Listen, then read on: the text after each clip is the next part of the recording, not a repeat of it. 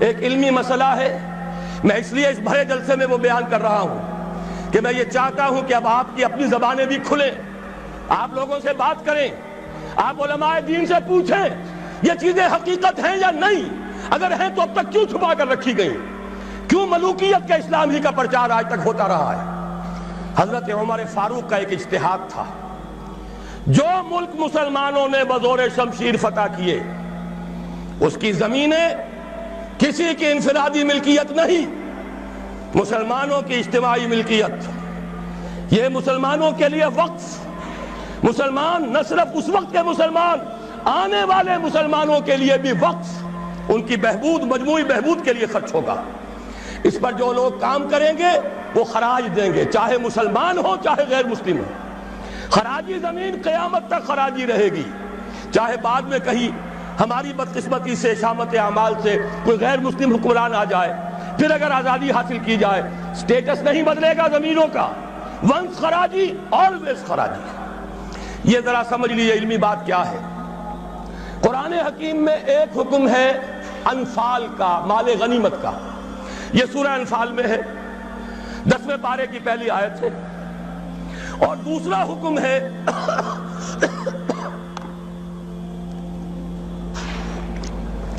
اموال فے کا، یہ سورہ حشر میں ہے۔ اموال غنیمت کا قانون یہ ہے کہ 5واں حصہ 1/5 بیت المال کا، 4/5 مجاہدین میں تقسیم ہو جائے گا۔ سوار ہے گھوڑا اور اونٹ بھی اس نے اپنا رکھا ہوا ہے تو اس کو دوہرا حصہ ملے گا، پیدل ہے اکیلا۔ اموال فے کیا ہے؟ کل کے کل بیت المال کے، کسی کا کوئی حصہ نہیں۔ عام خیال یہ تھا کہ یہ زمینیں جو فتح ہو رہی ہیں، عراق فتح ہو گیا، شام فتح ہو گیا، ایران فتح ہو گیا، مصر فتح ہو گیا، تصور تو کیجئے، the fertile crescent of the Middle East, سارا کا سارا فتح۔ چند سالوں کے اندر اندر چند ہزار صحابہ تھے جنہوں نے ان سارے علاقوں کو فتح کر لیا۔ اب انہوں نے مطالبہ کیا کہ جناب یہ مال غنیمت ہے، ہم نے جنگ کر کے فتح کیا، لہذا یہ زمینیں تقسیم کر دیجئے، 5واں حصہ رکھ لیجئے بیت المال کا۔ حضرت عمر نے فرمایا اگر میں نے یہ زمینیں اور یہ رقمیں تمہیں تقسیم کر دیے تو بعد کے آنے والے مسلمانوں کو کیا ملے گا؟ واقعہ یہ ہے کہ تاریخ انسانی کا بدترین جاگیردارانہ نظام قائم ہو جاتا اگر حضرت عمر یہ فیصلہ نہ کرتے۔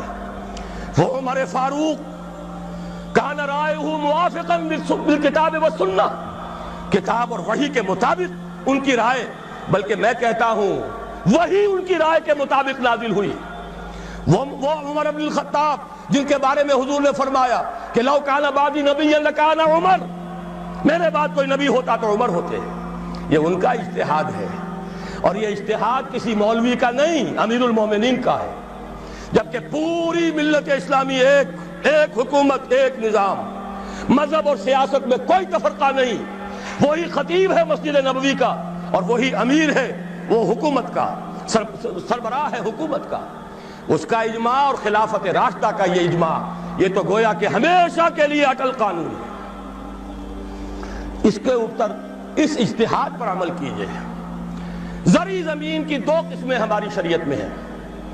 جو مسلمان لڑے بھڑے بغیر ایمان لے آئے ان کی زمینیں ان کی ملکیت ہیں، جیسے مدینہ کے مسلمان، وہ تو لڑے نہیں، انہوں نے تو خود حضور کو لے کر اور ان کو دعوت دے کر وہ مدینہ تشریف لے کر آئے ہیں، لہذا ان کی زمینیں ان کی ملکیت نہیں، ان سے عشر لیا گیا، یہ عشری زمینیں کہلاتی ہیں۔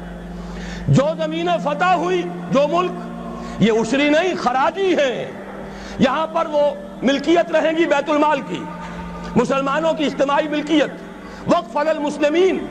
البتہ جو کام کرے مسلمان ہو، کاشتکار، مجوسی ہو، عیسائی ہو، وہ خراج دیں گے براہ راست بیت المال کو۔ پاکستان کا یہ سارا علاقہ مسلمانوں نے بدور شمشیر فتح کیا تھا، یہ کسی کے باپ کی جاگیر نہیں ہے۔ وہ جاگیر چاہے کبھی رنجیت سنگھ نے دی ہو، چاہے وہ انگریزوں نے دی ہو، چاہے اس سے پہلے کہ وہ سلاطین مغلیہ نے دی ہو، جن میں سے سوائے ایک اورنگزیب عالمگیر کے باقی سب کا جو رویہ تھا وہ سب کو معلوم ہے کہ کیا تھا۔ اکبر اعظم نے تو یہاں سے دین محمدی کا جنازہ نکالنے کے لیے ایڑی چوٹی کا زور لگا دیا تھا، صلی اللہ علیہ وسلم. نیا دین الہی رائج کیا تھا وہ اکبر اعظم علیہ ما علیہ. ان کی دی ہوئی جاگیریں اور وہ مقدس ہو جائیں گی. انگریز کی دی ہوئی جاگیریں اور وہ مقدس ہو جائیں گی. رنجیت سنگھ کی دی ہوئی جاگیریں وہ مقدس ہو جائیں گی. معاذ اللہ. یہ تمام زمینیں بیت المال کی ہیں. وقف للمسلمین. ان سے خراج جائے گا براہ راست بیت المال میں. آدھی یا اس سے بھی زائد یا اس سے کم جو پوری پیداوار کا جائے گا وہاں. اتنا ریونیو جمع ہوگا, اتنا ریونیو جمع ہوگا کہ بہت سے لعنتی ٹیکسوں سے نجات مل جائے گی, جن میں سب سے بڑا لعنتی ٹیکس جو ہے انکم ٹیکس ہے. عام کاروباری آدمی یا تو ہمہ وقت کلرک رکھے, اکاؤنٹنٹ رکھے, اور پھر اسے بازار سے بھی نہیں ملتی رسید. وہ سامان لے کر آتا ہے, رسید نہیں دیتے. اب وہ جاتا ہے انکم ٹیکس افسر کے سامنے, بھیگی بلی بنا کھڑا ہوا ہے. جھوٹ بولے, جھوٹ حلفیہ بیان دے, رشوت دے, اکاؤنٹنٹس کو دے, انکم ٹیکس آفیسر کو دے, چھوٹ جائے گا, جان بچ جائے گی. اور اگر جھوٹ نہیں بولے گا اپنی بساط الٹ دے. لہذا تقریباً سب کے سب جھوٹے ہو گئے, جھوٹے حلف دیتے ہیں. جب جھوٹا حلف انسان نے دے دیا ایک معاملے میں تو یوں سمجھئے کہ کارک کھل گیا بوتل کا. اب تو جھوٹ ہی ہوگا, اسی کا راج ہوگا. یہ سب سے بڑا ملعون ٹیکس ہے کہ جس نے ہمارے ہاں صداقت کا, دیانت کا, امانت کا جنازہ نکال دیا. اور یہ سب کچھ کیوں؟ اس لیے کہ جو اصل آمدنی کا ذریعہ ہے وہ تو ہم نے جاگیرداروں کو دے رکھا ہے. ان کے محل سج رہے ہیں, ان کے بڑے بڑے بنگلے ہیں, ان کے عیش ہیں. ہاری کو دیکھو, یہاں کے کاشتکار کو دیکھو. ایک صاحب نے ایک دفعہ کہا تھا, جو پہلے لاہور میں رہتے تھے پھر کچھ عرصے جا کر ایک دیہات میں مقیم ہوئے, کہنے لگے خدا کی قسم میں دیکھ کر حیران رہ گیا ہوں.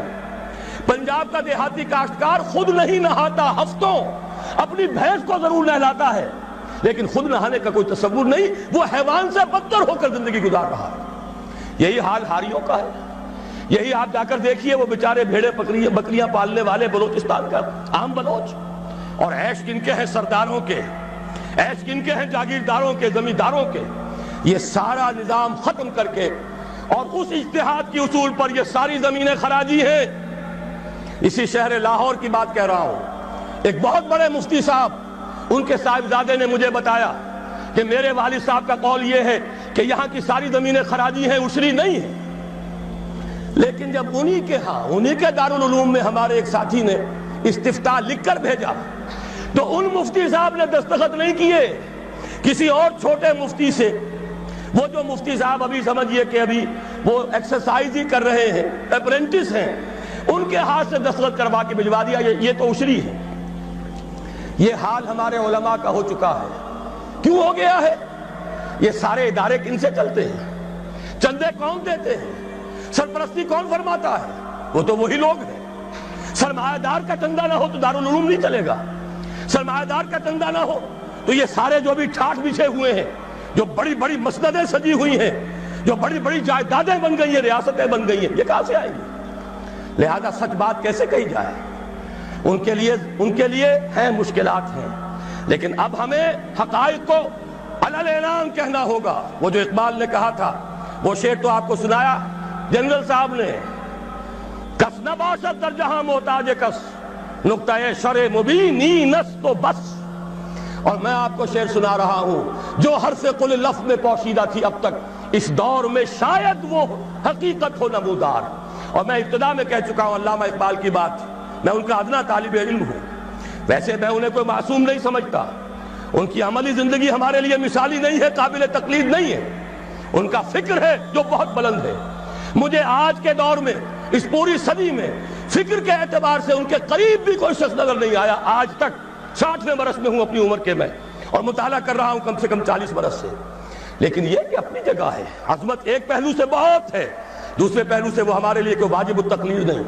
عملی زندگی خود وہ کہہ گئے, اقبال بڑا اپدیشک ہے, من باتوں میں موہ لیتا ہے. گفتار کا یہ غازی تو بنا, کردار کا غازی بن نہ سکا. کوئی بات نہیں, اللہ معاف فرمائے گا عمل کو. بات صحیح کہی ہے, اور وہ یہ کہی ہے کہ دور ملوکیت میں اسلام کے چہرے انور پر جو پردے پڑ گئے تھے, آج وقت آیا ہے کہ ان پردوں کو اٹھا دیا جائے. ڈنکے کی چوٹ کہا جائے یہ زمینیں خراجی ہیں, کسی کی ملکیت نہیں ہے, کسی کے باپ کی جاگیر نہیں ہے. یہ سب مسلمانوں پر وقف ہے، ان کی بہبود کے لیے ہے۔ ان سے خراج براہ راست جائے، نیا بندوبست اراضی کیا جائے۔ جو پہلے کام کر رہے ہیں ان کا حق فائق ہے، الفضل للمتقدم پہلے موجود ہیں جو کام کر رہے ہیں، ورکیبل یونٹ بنا دیا جائے۔ اور یہ وہ بات ہے، سن 82 میں میں نے صرف 2 مہینے کی خطا کی تھی، ضیاء الحق صاحب کی شورا میں 2 اجلاس اٹینڈ کیے تھے، اور ڈنکے کی چوٹ کہا تھا کہ خدا کے لیے ایک کمیشن بٹھائیے، جید علماء بھی ہوں اس میں۔ جب وہ دیکھیں گے کہ موقع ہے سچ بات کہنے کا تو بہت سے حضرات انشاءاللہ تعالی حق بیان کریں گے، لیکن یہ کہ ان کو موقع دیجئے، تحفظ دیجئے، اور یہ کہ بندوبست اراضی کے ماہرین کو بٹھائیے، زمین کا نیا بندوبست ہو جو اس ملک کے لیے مفید ہو، جو عوام کی بہبود میں ہو، جس سے عدل و انصاف کے تقاضے پیدا ہو پورے ہو جائیں، اور سارا ریونیو بیت المال کو، خزانے کو، اس لیے کہ خراج کی رقم ہر مصرف میں آ سکتی ہے، دفاعی مصرف میں آ سکتی ہے، انتظامی مصرفوں میں آ سکتی ہے، جبکہ عشر اور زکوٰۃ صرف مسلمانوں کی بہبود پر خرچ ہو سکتا ہے۔ لیکن خراج کا معاملہ یہ ہے کہ بہت سی چیزیں جس کے لیے ہمیں ٹیکسیشن کا سہارا لینا پڑتا ہے، وہ سب کے سب بھی ہم اس خراج کی رقم سے پورا کر سکیں گے۔ بہرحال یہ بڑا مشکل کام ہے، اس مشکل ہی کے لیے دعوت دینے کے لیے آپ کی خدمت میں حاضری ہوئی۔ مشکل کے بغیر دنیا میں کبھی کچھ نہیں ہوا، قربانی کے بغیر کہیں اسے آپ توہین رسالت نہ سمجھ لیں، معاذ اللہ ثم معاذ اللہ، قربانی کے بغیر محمد الرسول اللہ والذین معہ، اگر کسی کو حق پہنچتا تھا کہ انہیں کوئی تکلیف نہ پہنچتی اور انقلاب آ جاتا تو وہ محمد تھے صلی اللہ علیہ وسلم، وہ حقدار محبوب رب العالمین سید الاولین والآخرین، ان کو حق پہنچ سکتا تھا۔ ان کے پاؤں میں صرف کانٹے نہیں چوبے، وہ تو ابتدائی بات ہے جب چچی بچھا دیا کرتی تھی دروازے کے باہر کانٹے لا کر، ان پر تو پتھراؤ ہوا ہے، ان کا جسم مبارک لہو لہان ہوا ہے، وہ 3 برس کے لیے شیب بنی ہاشم میں محصور رہے ہیں، شدید ترین فاقے آئے ہیں، وہ 3 دن غار ثور میں چھپے ہوئے رہے ہیں، اور وہاں آپ نے اپنے آپ کو جو ہے محفوظ رکھا ہے۔ پھر کیا نہیں ہوا؟ جنگ بدر میں طویل ترین سجدہ کیا، اے اللہ کل جو مارکا ہونے والا ہے، اگر کہیں یہ 313 میرے 15 برس کی کمائی اگر کہیں یہ کل ختم ہو گئی تو پھر قیامت تک تیرا نام لینے والا کوئی نہ ہوگا۔ حضرت ابوبکر تھے جو جھونپڑی کے باہر پہرا دے رہے تھے ننگی تلوار کے ساتھ، انہوں نے عرض کیا حسبک حسبک حضور بس کیجئے بس کیجئے۔ پھر کیا غزوہ احد میں دندان مبارک شہید نہیں ہوئے؟ کیا 70 صحابہ شہید نہیں ہوئے؟ جن میں ایک حمزہ بھی ہے رضی اللہ تعالیٰ عنہ، اسد اللہ و اسد رسول ہی تو ہے ہی، چچا بھی ہیں، خالہ زاد بھائی بھی ہیں، دودھ شریک بھائی بھی ہیں، ساتھ کے کھیلے ہوئے ہم جولی بھی ہیں۔ ان کی لاش آئی ہے، ناک کٹی ہوئی، کان کٹے ہوئے، پیٹ چاک کر کے کلیجہ چبا ہوا۔ اس کے بغیر انقلاب نہیں آیا تھا، اس کے بغیر نظام نہیں بدلتا۔ یہاں تو زرعی ٹیکس کوئی لگنے نہیں دیتا، مرکز سے ذرا سی کوئی پالیسی مجھے تو نہیں معلوم کہ کیا آئی ہوگی، مجھے کوئی توقع نہیں کہ وہاں سے کوئی خیر بھی آ سکتا ہے، لیکن یہ کہ کوئی ایسی تھی کہ وہ نازک مزاج شاہاں، ان کے لیے تو وہ بھی ناقابل برداشت ہو گئی۔ وہی آئی جے آئی کی حکومت مرکز میں، وہی آئی جے آئی کی حکومت یہاں، اور اس نے اس کے خلاف قرارداد پاس کر دی، اس لیے کہ ٹیکس نہیں دے سکتا، زمیندار نہیں، بیچارہ ایک تنخواہ دار ملازم 3000 4000 روپیہ جو آج کل کچھ بھی نہیں ہے وہ تنخواہ لے رہا ہے، ایٹ سورس اس کا انکم ٹیکس کٹ جائے گا، انکم ٹیکس کٹے بغیر تنخواہ نہیں ملے گی۔ لیکن یہ کہ ان کے لیے کوئی ٹیکس نہیں، جو ٹیکس دینے کو تیار نہیں، جن پر ٹیکس نواز شریف صاحب لگا سکتے ہیں، نہ بے نظیر لگا سکی، نہ بے نظیر کا باپ لگا سکا، نہ نواز شریف صاحب کے جو سرپرست تھے وہ لگا سکے۔ ظاہر بات ہے کہ اس کے لیے تو جب تک جانی قربانی نہیں دی جائے گی، جب تک کہ ہزاروں لوگ اپنے خون کا نذرانہ دینے کو تیار نہیں ہوں گے، یہ ظلم کی رات ختم نہیں ہوگی۔